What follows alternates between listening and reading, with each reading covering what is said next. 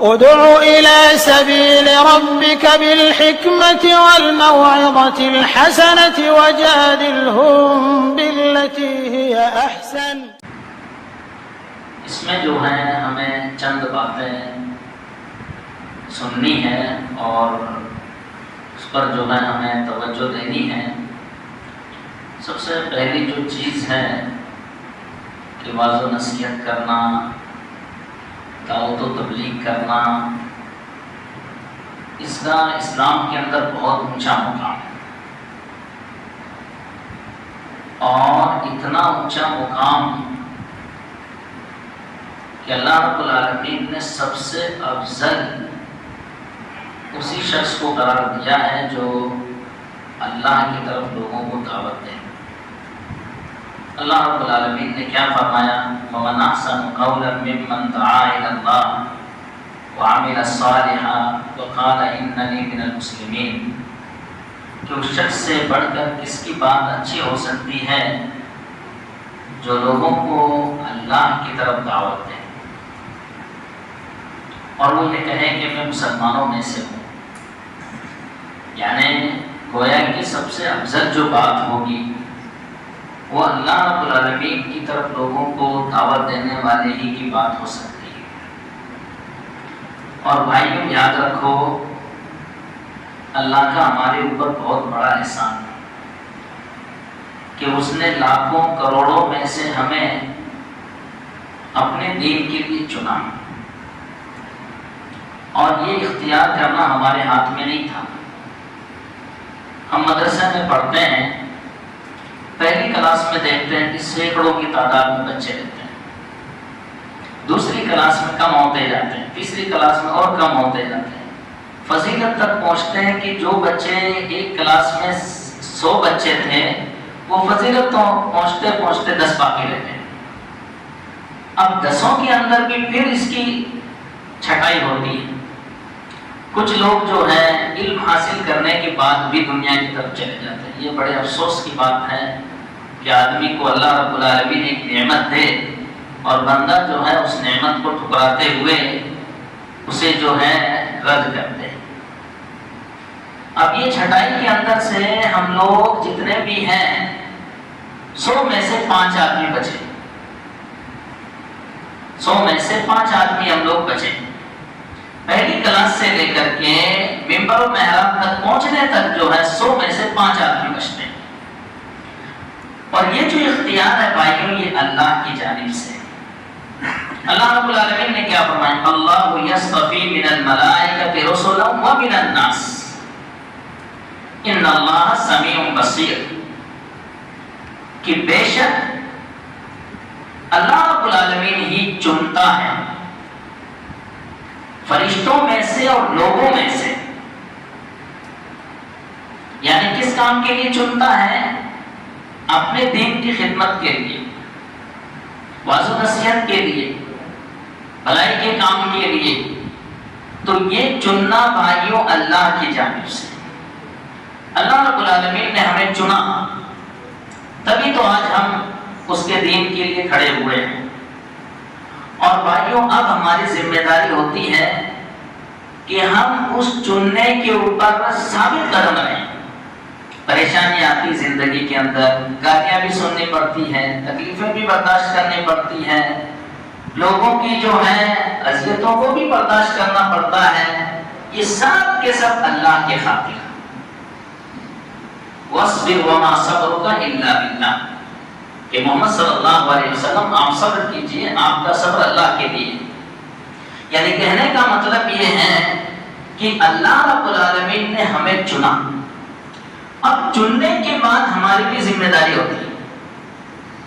ابراہیم علیہ السلام اور یعقوب علیہ السلام دونوں نے اپنے بیٹوں کو نصیحت کی. یا بنی ان اللہ اصطفی لکم الدین فلا تموتن الا وانتم مسلمون. کہ میرے بیٹو، اللہ نے تم کو اپنے دین کی خدمت کے لیے چنا ہے. ان اللہ اصطفی لکم الدین فلا تموتن الا وانتم مسلمون. لہذا تم مرتے دم تک اس دین کو مضبوطی سے پکڑے رہنا. مفسر یا ایھا الذین آمنوا اتقوا اللہ حق تقاتہ ولا تموتن الا وانتم مسلمون کہ اے مومنو تم اللہ رب العالمین سے جتنا ڈرنے کا حق ہے اس کے مطابق ڈرو اور مرتے دم تک اسلام پر ثابت قدم رہنا. یعنی سبحان اللہ بھائیو، زندگی کے اندر جو آزمائشیں آتی نا یہ کچے اور پکے کو پرکھنے کے لیے آتی ہیں. اب آپ دیکھتے ہیں اللہ رب العالمین نے کیا فرمایا، احسب الناس ان یترکوا ان یقولوا آمنا وهم لا یفتنون. کہ لوگوں نے یہ گمان کر رکھا ہے کہ انہوں نے کہہ دیا کہ ہم مسلمان ہو گئے ہیں، انہیں آزمایا نہیں جائے گا. وَلَقَدْ فَتَنَّا الَّذِينَ مِن قَبْلِهِمْ، ہم نے ان سے پہلے لوگوں کو بھی آزمایا. فَلَيَعْلَمَنَّ اللَّهُ الَّذِينَ صَدَقُوا وَلَيَعْلَمَنَّ الْكَاذِبِينَ. آزمائش کا مقصد کیا ہے؟ تاکہ اللہ سچوں اور جھوٹوں کو جان لے. سچے کون ہیں، جھوٹے کون ہیں. اب اس میدان کے اندر جتنے ٹھوکر کھائے ہوئے ہیں وہ سب جھوٹے ہیں. یعنی سچے اور جھوٹے کا کیا مفہوم ہے؟ اگر یہ سچے ہوتے تو مرتے دم تک اس پر ثابت قدم رہتے، لیکن دنیا کی فتنوں میں الجھے، عورتوں کی فتنوں میں الجھے، معاشی فتنے کے اندر الجھے اور بھی بہت سارے فتنوں میں الجھ کر کے انہوں نے جو ہے لائن کو اپنے چھوڑ دیا. تو گویا کہ یہ اس آزمائش کے اندر ناکام ہو گئے. اور اللہ رب العالمین نے کیا فرمایا، کنتم خیر امۃ اخرجت للناس تأمرون بالمعروف وتنہون عن المنکر، کہ تم سب سے بہتر امت. اب اس خیریت کی جو وجہ بتائی اللہ رب العالمین نے وہ کیا ہے، تأمرون بالمعروف وتنہون عن المنکر، کہ تم بھلائی کا حکم دیتے اور برائیوں سے روکتے ہو. گویا کہ بھلائی کا حکم دینا یہ خیریت کی نشانی ہے، ورنہ امت محمدیہ کے تو تعداد ہی نہیں ہے، بے شمار لوگ ہیں. لیکن جس کو خیریت ملی ہے، بھلائی ملی ہے، افضلیت جو ملی ہے، اس کا جو سبب ہے وہ لوگوں کو بھلائی کا حکم دینا اور برائی سے روکنا. اور بھائیوں، یہ دعوت اللہ کا بہت اونچا مقام ہے، اور اس کی قدر اس وقت ہوگی جب آپ خود اپنے آپ کی قدر کریں گے. لوگ جو ہیں آپ کی قدر نہیں کریں گے جب تک کہ آپ اپنی نہ قدر کریں. اب آپ اپنی قدر کیسے کریں گے؟ اپنی قدر اس طریقے سے کریں گے کہ ایسی حرکت نہ کریں جس سے لوگوں کی نگاہوں میں جو ہم گر جائیں. ایسے لوگوں کے ساتھ ہمارا اٹھنا بیٹھنا نہ ہو کہ جس کی بنا پر ہمارا مقام نیچے گر جائے. لہذا ہماری عزت کے اندر اسلام کی عزت، اور ہم اپنی عزت جب اپنے آپ کی عزت نہیں کریں گے تو لوگ بھی ہماری عزت نہیں کرنے والے.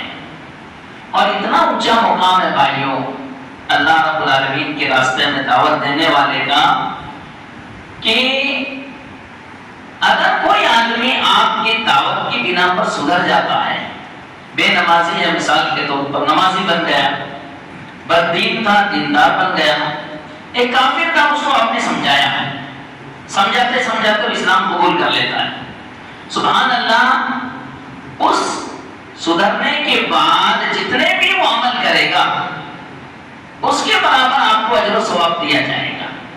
نماز پڑھے، روزہ رکھے، حج کرے، کچھ بھی بھلائی کا کام کرے، کیونکہ پہلے لائن سے بٹھا ہوا تھا، بددین تھا، آپ کے سمجھانے سے سدھرا، تو اب اس کے بعد میں جتنا عمل کرے گا اسی کے برابر آپ کو اس کا اجر و ثواب دیا جائے گا، اور آپ اس کے اجر و ثواب میں کوئی کمی نہیں کی جائے گی.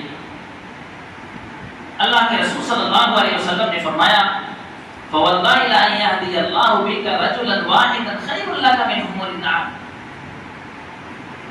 کہ اللہ کی قسم اگر تمہاری بنا پر ایک آدمی کو بھی اللہ رب العالمین ہدایت دے دے تو وہ تمہارے لیے سرخ اونٹوں سے زیادہ بہتر ہے.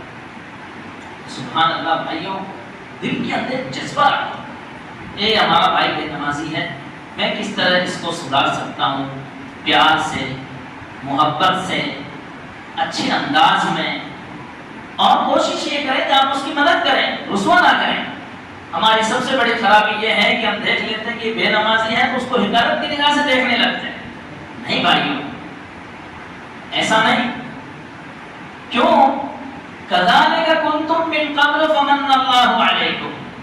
تم بھی تو پہلے ایسے ہی تھے، اللہ رب العالمین نے تمہارے اوپر احسان کیا، لہذا تمہیں اس کو حقارت کی نگاہ سے دیکھنے کی کوئی ضرورت نہیں ہے، بلکہ آپ کوشش کریں کہ وہ سیدھے راستے کے اوپر آئے.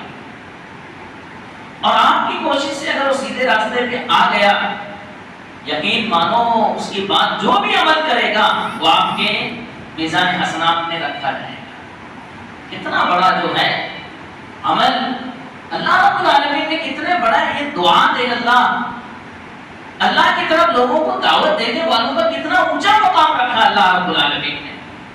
اسی بنا پر نبی کے امتی جتنے عمل کریں گے اتنا ہی نبی کو اجر و ثواب دیا جائے گا، اور امتیوں کے اجر و ثواب میں سے کوئی کمی نہیں کی جائے گی.